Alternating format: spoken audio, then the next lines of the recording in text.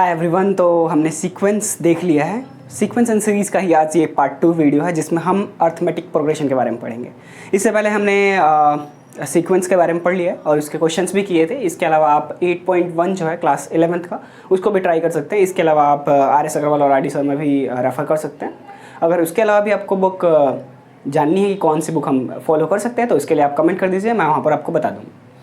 आज हमारा है पार्ट 2 जिसमें हम AP के बारे में पढ़ेंगे। AP सबने पढ़ा हुआ है, अप्रॉक्सीमेट 10th में पढ़ा हुआ है सबने, और 10th में बहुत ही अच्छे तरीके से बताया हुआ है। तो यहाँ पर हमें ज़्यादा डिस्क्राइब करने की ज़रूरत नहीं है, लेकिन हाँ क्योंकि कुछ चीज़ें जो है वो थोड़ी सी डिफरेंट है, यहाँ पर थोड़े से क्वेश्चन की टफनेस थोड़ी सी बढ़ जाती है, तो हम उसको एक बार बेसिक से ही देखेंगे। हमारा मोटिव ही क्या है कि हम बहुत ही बेसिक से स्टार्ट करें और उसको धीरे धीरे चीज़ों को समझते हुए पूरा सॉल्व करें। ठीक है, तो डेफिनेशन क्या है अर्थमेटिक प्रोग्रेशन की? टाइम वेस्ट किए बिना स्टार्ट करते हैं। डेफिनेशन क्या है?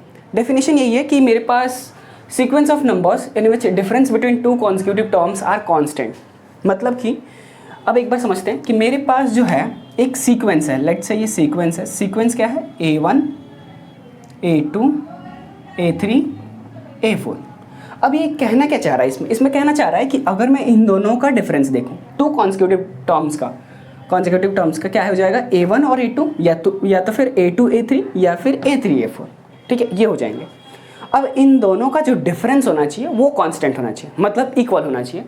कहने का मतलब ये है कि अगर मैं डिफरेंस देखूं, डिफरेंस को हम जनरली D से डिनोट करते हैं, आपने ये पढ़ा भी होगा।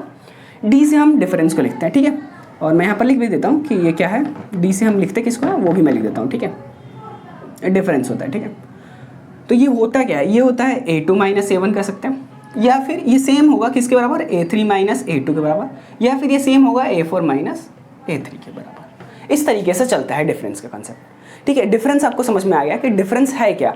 और ये AP का सीक्वेंस जो है, लेट्स से अगर मैं बात करता हूँ, जो सीक्वेंस है मेरे पास, एक एग्जाम्पल लेते हैं, इसको रफ कर सकते हैं क्या? ठीक है, हम यहाँ पर देखते हैं।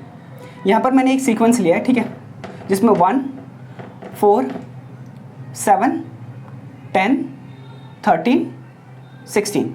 अगर इसमें देखा जाए तो इन दोनों का डिफरेंस कितना है?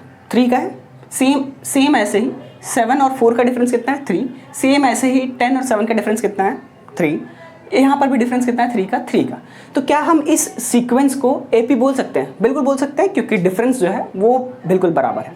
तो जहाँ पर भी जो टर्म्स है, जो नेक्स्ट टर्म है और जो उससे पहले वाली टर्म है, मतलब दो कॉन्जिक्यूटिव टर्म्स के का अगर डिफरेंस देखें, अगर वो कांस्टेंट है या फिर वो इक्वल है, तो हम उनको बोल सकते हैं कांस्टेंट। का मतलब है कि दो कॉन्जिक्यूटिव टर्म्स जो है इन दोनों का अगर जैसे ये दोनों हो गए या ये दोनों हो गए या ये दोनों हो गए, इनका जो डिफरेंस आ रहा है वो सबका सेम होना चाहिए, कांस्टेंट होना चाहिए, हम ऐसा बोल सकते हैं। ठीक है, यहाँ पर ये रहा कि हम AP को समझ लिया हमने। अब हम बात करते हैं कि अब इसके फॉर्मूले क्या होते हैं, क्योंकि उनको एक बार समझ लेते हैं, उनको हमें ज़्यादा डीप में अभी नहीं समझेंगे। हम एक बार देख लेते हैं कि फॉर्मूले कौन कौन से।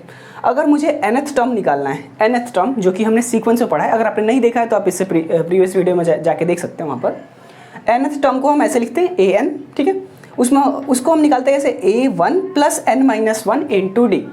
अभी हमें ये चीज़ देखने की ज़रूरत नहीं है कि ये कैसे हुआ है कैसे नहीं हुआ है, उसको मैं एक्सप्लेन करूँगा, अलग वीडियो में एक्सप्लेन करूँगा। लेकिन आज के लिए बस इतना ही समझ लो आप कि nth टर्म जो आएगा वो A1 + n-1 × D ही आएगा। ठीक है, अब जो सम ऑफ nth टर्म है, मतलब यहाँ से लेके अगर मैं यहाँ तक, अगर मान लो n की वैल्यू 4 दे देता है तो 1 2 3 4, अगर मुझे 4 टर्म्स का 4 टर्म्स का अगर सम निकालना है तो मैं कैसे निकालूंगा? उसके लिए भी फॉर्मूला हमारे पास n/2 × 2a + n-1 × D। अब इस फॉर्मूले को ही थोड़ा सा चेंज करके हम इस तरीके से भी लिख सकते हैं nth टर्म, क्योंकि अगर मैं इस a को, और 2 है ना, 2a है, तो 2a को अलग अलग करके लिख दें, a + a करके लिख दें, तो ये a, इसको मैं a + a करके लिख सकता हूँ, a + a ऐसे करके लिख सकते हैं। अब ये जो है ये किसके बराबर हो गया? ये nth टर्म के बराबर हो गया। ऊपर वाले से देख सकते हैं हम, ये जो है ये इसके बराबर है, तो मैं इसके बदले a + an लिख सकता हूँ, तो यही सेम ऐसे ही यहाँ पर आया है। ठीक है, तो कुछ इसी वाले फॉर्मूले से जो दूसरा वाला है वो बना हुआ है।